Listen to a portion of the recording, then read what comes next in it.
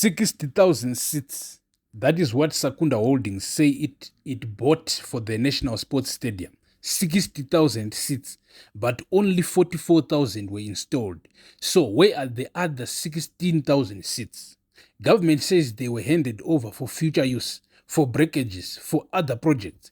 16,000 stadium seats sitting somewhere for future use in a country where the vice president just accused Sakunda's owner of hiding the president's own shares in his company, where Sakunda is at the center of the most explosive corruption dossier in ZANU-PF history, where the man who owns Sakunda is allegedly being groomed to become the next president of Zimbabwe.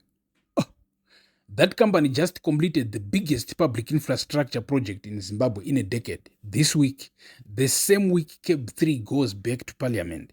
The same week Mnangagwa called himself a king. The same week Chiwenga's war veterans are mobilizing. My source called me last night and said 5 words. The stadium is not football. This is Panwam Zindovan. And right now, we tell you what the stadium actually is. Right, Zimbabwe. Let me give you the timeline, because this timeline tells the whole story before I even get to the insider information. Right, 2020, CAF bans the National Sports Stadium from hosting international matches. Zimbabwe's national team, the Warriors, forced to play home games in South Africa, in a foreign country, paying between $500,000 and $750,000 per match in logistics and lost revenue. Right? Every single match, Zimbabwe. Right? 2021, government announces refurbishment. Tenders issued, contractors appointed, work begins. 2022, missed deadline. 2023, missed deadline. A minister towers the site and says things are going well. Early 2025, missed deadline. Another minister towers the site and says things are going well. Mid 2025, Finance Minister Mthuli Ncube reviews in Parliament that the pitch work is less than halfway complete. This is 2025, 5 years after the ban. Right, late 2025, Minister Sanyatwe promises the stadium will be ready for the 2026 season. April 2026, missed deadline. Reports emerge about missing seats, missing lighting equipment imported from Europe at great expense that has never illuminated a single match. Contractors saying materials are in transit, a phrase that Zimbabwe has learned to translate as, we have no idea where anything is or who has the money. May 2026, this week, suddenly, Sakunda steps in, declares the stadium complete, hands it back to government. Sports Minister Sanyatwe tours the venue and says, and I am quoting, the turf is lush green, the bucket seats are there, we are good to go. 6 years of failure, fixed in weeks, by Tagwirei's company. Right now, my source said, Zimbabwe, ask yourself one question. Why now? Why this week? What changed between April 2026, when the stadium was a national embarrassment, and May 2026, when it is suddenly ready? What Sakunda actually bought, right? My source was very specific about what I am about to tell you. They said, in Zimbabwe, when a politically connected company funds a major public project at a politically sensitive moment, they are not buying infrastructure. They are buying something else entirely. Your job is to figure out what. So let's figure out what. Tagwirei is in the most dangerous political position of his life right now. Chiwenga submitted a dossier naming him as a criminal in the ZANU-PF Politburo, calling for his immediate arrest, accusing him of stealing from government coffers and using stolen money to bribe party structures. The military, historically the real power in Zimbabwe, is aligned with Chiwenga, not with Tagwirei. War veterans have mobilized behind Chiwenga. In South Africa, Tagwirei's network is under investigation. Chiva's jet is frozen. The 1.1 billion rands election scandal is being investigated by the Hawks. Tagwirei is surrounded, except he has one asset that nobody else has: Mnangagwa's protection. The president who allegedly owns shares in his company, the president whose family's vast wealth Tagwirei is reportedly trusted to protect, the president who promoted Tagwirei to the ZANU-PF Central Committee after Chiwenga tried to destroy him. The source said, Tagwirei completing the stadium this week is a message, not to Zimbabweans, not to football fans, to the political class. The message is, I deliver. When everyone else fails, I deliver. I am useful. I am indispensable. try to arrest me and explain to the whole country why you arrested the men who gave them back their stadium. The stadium is a shield built in public, funded by a man who needed the public to like him. Right now, this week, more than at any other point in his life. Zimbabwe. Now, I need to come back to the seats because my source flagged this specifically and I have not been able to stop thinking about it. 60,000 seats were purchased, 44,000 were installed, 16,000 seats were handed to government. Right. Now, 16,000 stadium seats is not a small number. These are not spare parts. These are not a few extras in case some break. 16,000 seats could fill a significant secondary venue entirely. And the Secunda COO's explanation that they are for future breakages or potentially for use in other projects is the kind of explanation that sounds reasonable until you ask one follow-up question. Which other projects? Which government official signed for 16,000 stadium seats? Where are they physically located right now? My source says the 16,000 seats are not the point. The point is the pattern of a company operating at the intersection of public money and political protection, where large quantities of materials are ordered, some are accounted for visibly, and the remainder disappear into a government handover that nobody tracks. Seats today. Solar panels yesterday in the Chivaya scandal, grain yesterday in the GMB scandals, fuel yesterday in every tender Secunda has ever won from ZANU-PF government. The methodology never changes. Only the commodity changes.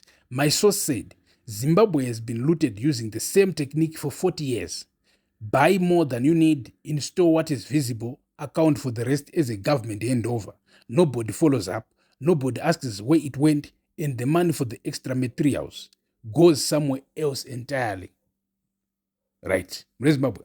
Sanyato, the general in the middle. Right.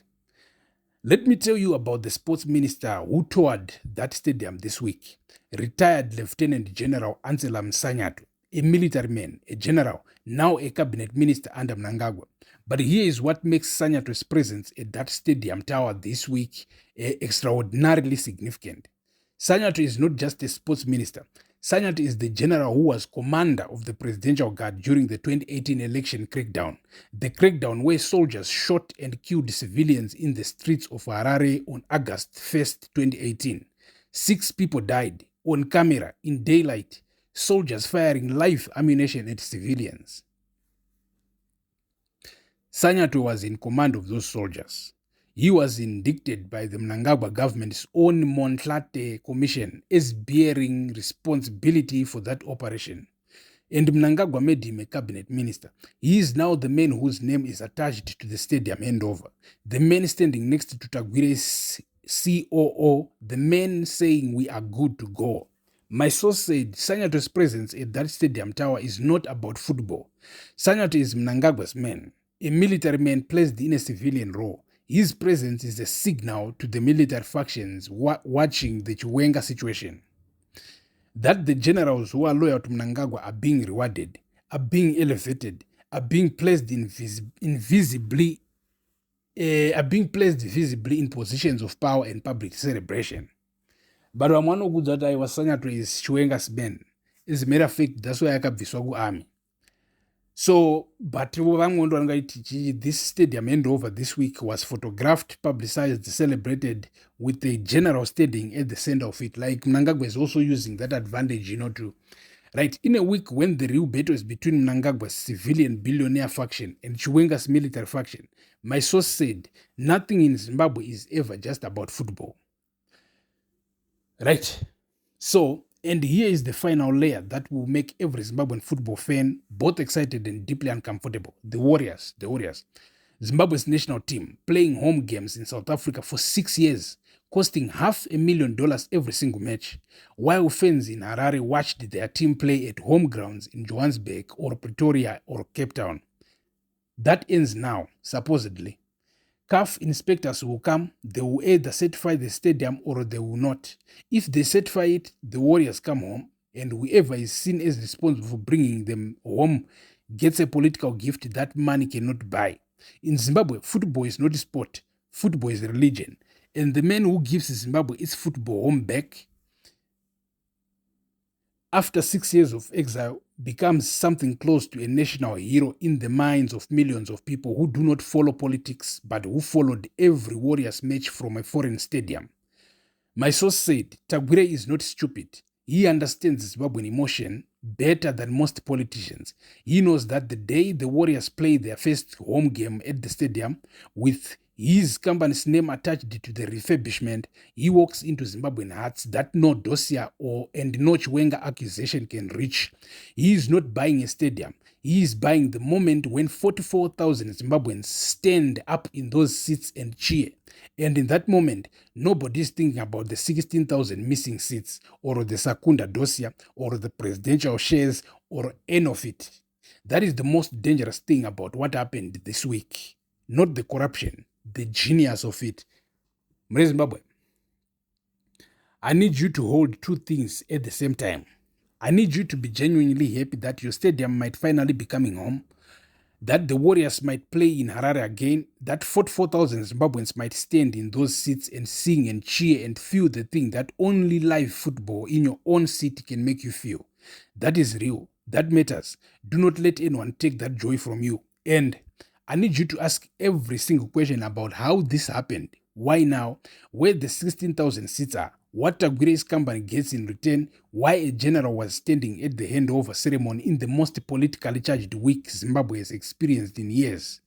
Joy and scrutiny, both at the same time, because that is what a free people does. They celebrate what is real and then demand answers about everything that surrounds it. Share this video with every Zimbabwean football fan you know, every Warriors supporter, every person who has been waiting 6 years to watch their team play at home. Tell them the stadium is coming back and tell them the whole story. Because in Zimbabwe, the whole story always matters. Warriors, come home. But in Zimbabwe, keep asking questions, always. Thank you for watching. Stay tuned. Peace.